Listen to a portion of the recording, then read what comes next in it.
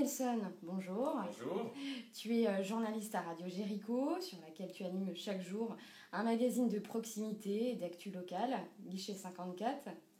Mais tu as aussi animé pendant des années l'émission Mirabel et Piment, dans laquelle on retrouvait ta verve, ton humour, ta passion pour la communauté africaine. L'émission radiophonique est devenue en juin 2011 un livre qui porte le même nom, Mirabel et Piment, dans lequel, avec tes acolytes, Eric Lunga, qui est animateur sur Radio Graffiti, et la chroniqueuse Anna Fonseca, tu as réalisé donc une quarantaine de portraits d'hommes et de femmes au parcours atypique, des Nancéens, des passionnés de la Lorraine et de l'Afrique. Est-ce que tu peux nous parler justement de ton livre et de ton association Mirabel et Piment qui porte le même nom? Alors le livre, c'est quoi? C'est tout simplement une rencontre de, comme tu l'as dit, de Nancéens, originaires d'Afrique, mais d'abord de Nancéens, et dont l'histoire s'est écrite ici. Et c'était intéressant que ces gens parlent du rapport qu'ils ont à leur ville, tout simplement. C'est pas un pensum, c'est pas une thèse de sociologie, mais des gens qui disent, voilà, on est Nancéens, on est content d'être Nancéens, on supporte la SNL, on aime la plastane, on aime les Mirabelles, on aime les piments, on adore vivre au rythme de la vie de Nancy et on participe aussi à la vie de Nancy. Et ce qui a été intéressant dans ce livre, c'est qu'on voit qu'il y a de tout. Il y a des personnes qui sont des commerçants, des enseignants, des avocats, des vigiles, des gens qui sont venus d'Afrique et qui ont fait souche ici. Alors, l'association découle directement aussi de cela, puisque l'association porte le même nom parce qu'elle veut travailler sur cette façon d'être en lien. Donc, on organise des événements variés pour dire on est Nancéens et on vous invite à y participer. Le livre était une invitation pour dire ben voilà, il y a des Nancéens qui viennent d'ailleurs, mais qui sont Nancéens.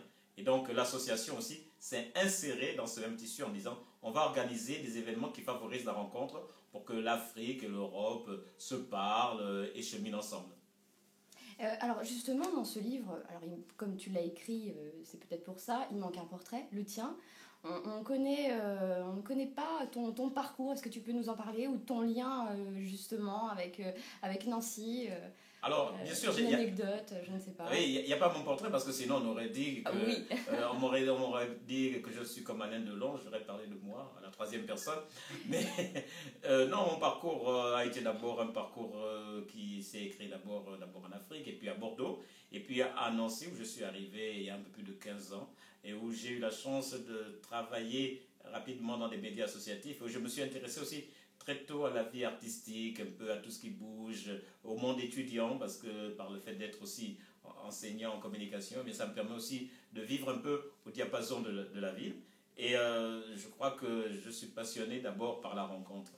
Je crois que c'est cela qu'on trouve dans mes émissions, dans le livre, dans les activités qu'on fait. La rencontre et le dialogue.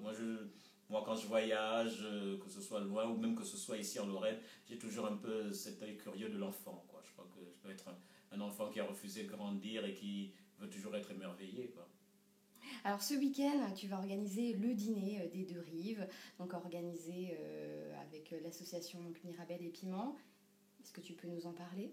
Alors, le dîner des Deux Rives, c'est tout simplement l'envie de mettre des gens toujours en dialogue. Sauf que, quelle est la meilleure façon dans toutes les cultures au monde pour mettre les gens en dialogue? Mais c'est autour d'une table, c'est autour d'un plat, c'est autour d'un thé, c'est autour d'un verre. Quel que soit l'endroit de la planète, c'est ça qui crée la convivialité. Et donc, le dîner des Deux Rives, c'était pour que, dans la continuité du livre, des personnes nancéennes originaires d'Afrique, mais qui s'investissent dans différents domaines, rencontrent et dialoguent autour d'un repas avec des gens qui sont dans ces domaines. Il y a des Africains qui sont dans le domaine de l'entreprise, et bien ils vont rencontrer des gens qui sont dans l'entreprise, des responsables de structures économiques. Il y en a qui sont dans l'associatif, ils vont rencontrer des gens qui sont dans l'associatif. Il y en a qui sont dans la solidarité internationale, ils vont rencontrer des gens qui œuvrent dans des institutions qui font de la solidarité internationale. Donc ce brassage autour d'un certain nombre de tables, et surtout en mangeant et en étant donc convivial, eh bien ça va permettre de créer du lien et d'échanger. On s'est un peu inspiré, toute proportion gardée, du speed dating en disant il y a des tables, vous êtes à cette table, sauf qu'ils ne changeront pas de table et que surtout les gens vont se rencontrer. Voilà, c'est un peu l'idée du dîner des deux rives. Alors la symbolique des deux rives, l'autre rive de la Méditerranée, mais ça aussi, ça peut être les deux rives de la Meurthe. Ça veut dire que c'est ici en Lorraine et à Nancy qu'on fait cette jonction et ce sera ce qui se passera ce samedi. Alors d'autres manifestations du genre devraient aussi voir le jour. Tu avais parlé d'actions originales. Lesquelles? On Ah est oui. curieux. Mais si je le dis maintenant, je vais inventer un peu. Alors, comme c'est toi quand même, je vais quand même essayer d'effleurer un peu quelques pistes. Disons que on va travailler aussi sur un projet qui consiste à faire que Nancy, dans un espace-temps, par exemple de 24 heures, Mhm, les Nancéens puissent vivre à un rythme africain. Alors, c'est l'idée de mhm. base, on verra comment on la mettra en pratique. C'est une piste d'action. Je ne sais pas si on le fera cette année ou une autre année, mais tout le travail va consister à dire on va créer des lieux d'espaces conviviaux où où les anciens pourront venir vivre à ce tempo. Ça peut être par exemple une tournée des écoles avec des personnalités originaires d'Afrique ou des dom-toms, une tournée, on les met dans un bus et puis on les fait tourner dans divers endroits du département de la ville. Par exemple, hein, il peut y avoir d'autres choses. Alors, ce sont des pistes à plus ou moins long terme, mais tu vois bien que l'idée est toujours centrale. On dialogue, on se rencontre, les cultures s'enrichissent, et puis on vit tous sur le même territoire, donc on a des choses en commun. Je dis toujours, on est africain, on est lorrain, supporter de Nancy, habitant du Haut-du-Lier, et tout ça se mélange. Voilà, c'est ça aussi ce qui m'intéresse. On ne peut pas catégoriser les gens. On est tout ça à la fois. Alors, ce week-end se déroule à Nancy la première édition de La Lorraine est formidable. On en a largement parlé dans les médias. Initiée encore une fois par un autre journaliste, Jérôme Prodhomme. Alors, les journalistes passent à l'action, ils organisent des manifestations, donc ils sont commandes.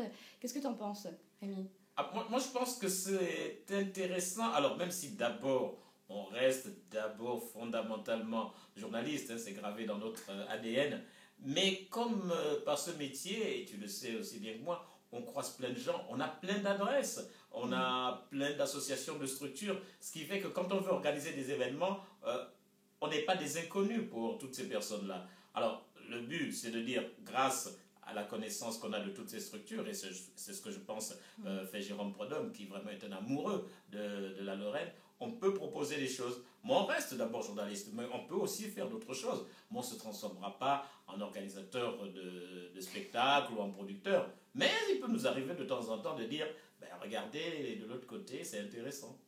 Et alors, dernière petite question avant de te laisser. Pour toi, pour quelle raison la Lorraine est formidable? La Lorraine est formidable parce que je crois, et on le voit dans son histoire, que c'est d'abord une formidable terre de brassage.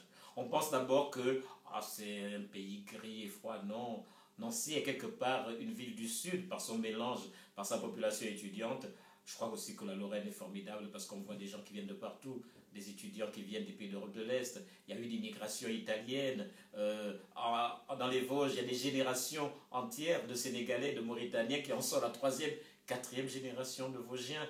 Et je crois que c'est ça aussi qui est formidable. C'est-à-dire que dans cette région, au cœur de l'Europe, bien placée, eh bien c'est un lieu de croisement.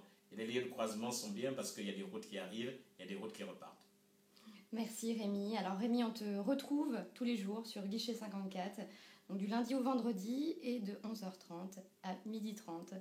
Oui, et sur le guichet 54, il faut préciser qu'une fois par semaine, on a la chance aussi d'entendre les propositions du site d'information en ligne Ici c'est Nancy, et c'est très sympathique, c'est toujours encore et toujours le dialogue.